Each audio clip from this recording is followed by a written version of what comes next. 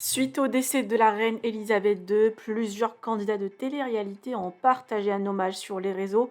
La réaction de Nabila, Sarah Frézou, Kim et Océane Limer, très moquée par la toile.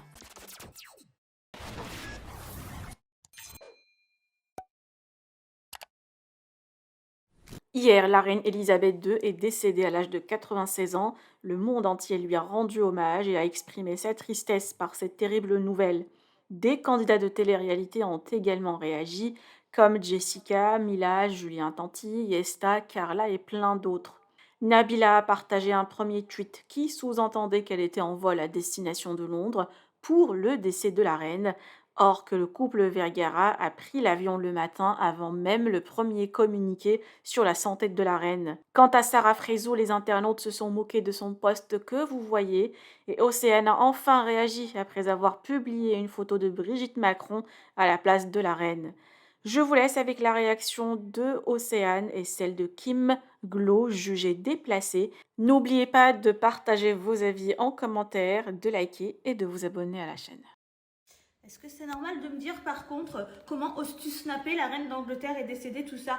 Alors certes, je suis désolée pour elle, hein, voilà, mais je vais pas m'empêcher de snapper, c'est une blague. Enfin, avec tout le respect que j'ai pour elle, c'est un être humain comme les autres, des milliers de personnes meurent chaque jour, c'est pas pour ça qu'on s'arrête de faire des snaps.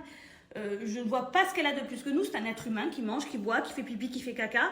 Certes, je suis désolée qu'elle soit décédée, mais si j'ai envie de snapper, je snap, c'est une blague ou pas? Je tenais vraiment à éclaircir tout ça une bonne fois pour toutes. Et après, j'en parlerai plus. Clairement, hier, je suis partie dîner au restaurant avec ma soeur et mes amis, donc à un endroit bruyant, avec de la musique, donc compliqué de communiquer. Quand j'ai vu la story, en fait, en plein milieu du dîner de mon ami, j'ai pas hésité, en fait, à reposter, pensant sincèrement et pensant vraiment que Brigitte était décédée. Voilà, j'ai vu sa photo, j'ai vu RIP, j'ai même pas cherché à comprendre, ni même à lire les dates, j'ai reposté. Et j'ai même dit à Marine, oh non, elle est décédée. mais je comprends pas, elle est décédée. Et Marine, elle y a même cru, elle-même.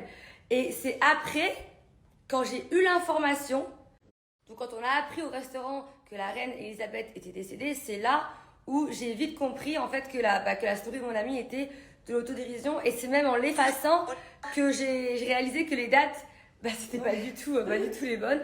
Mais en fait, le problème, c'est quoi maintenant que les réseaux, c'est qu'on n'a plus le droit à l'erreur, clairement. Donc moi, je pensais sincèrement, en voyant la story de mon ami, que Brigitte, c'est vrai, était décédée. J'ai même pas lu les dates. J'ai vu RIP, vous connaissez, on reposte.